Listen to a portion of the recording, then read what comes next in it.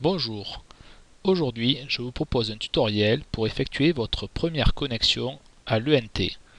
Pour cela nous allons utiliser un navigateur, par exemple Google Chrome, qui permet un affichage correct des pages sur le site de l'ENT.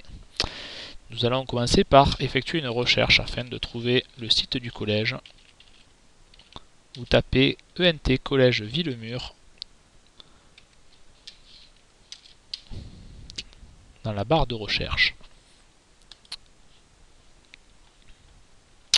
Nous voici donc sur la page d'accueil de l'espace numérique de travail du collège Albert Camus.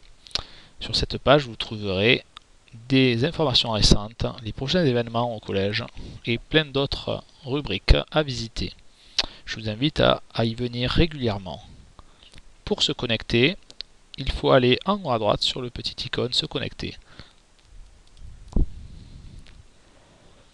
Ici, vous allez devoir sélectionner votre profil élève ou parent, personnel ou autre. Pour la démonstration, je vais utiliser un compte fictif.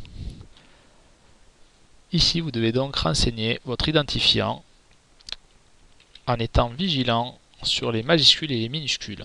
Il faut donc respecter la casse.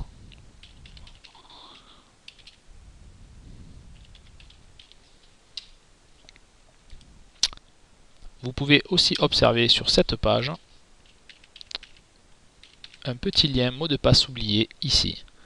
Attention de ne pas cliquer sur cette zone si vous n'avez pas déjà renseigné une adresse mail au sein de l'espace numérique de travail.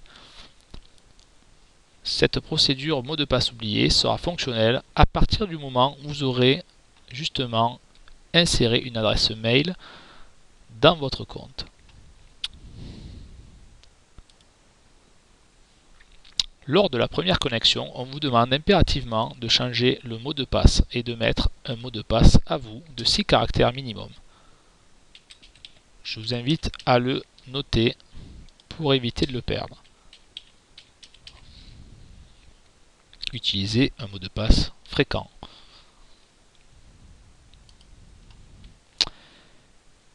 Il vous faut aussi accepter la charte d'utilisation de l'ENT. Voilà, nous sommes donc en mode authentifié. Vous arrivez donc sur votre espace personnel identifié. Il est constitué de blocs d'informations devant vous. Et ici, un bloc très important, les prochaines annonces. Sur la gauche, vous avez une section menu. Nous allons d'ores et déjà renseigner l'adresse mail afin de pouvoir récupérer le mot de passe en cas de perte. Il faut cliquer sur Préférences. Et ici, il vous reste à renseigner une adresse email.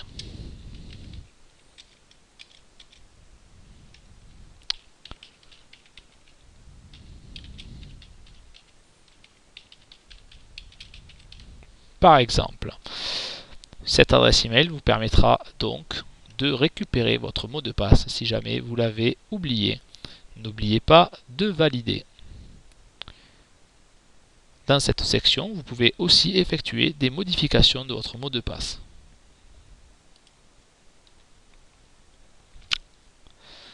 La validation intervient. Vous pouvez voir ici que les modifications ont bien été enregistrées.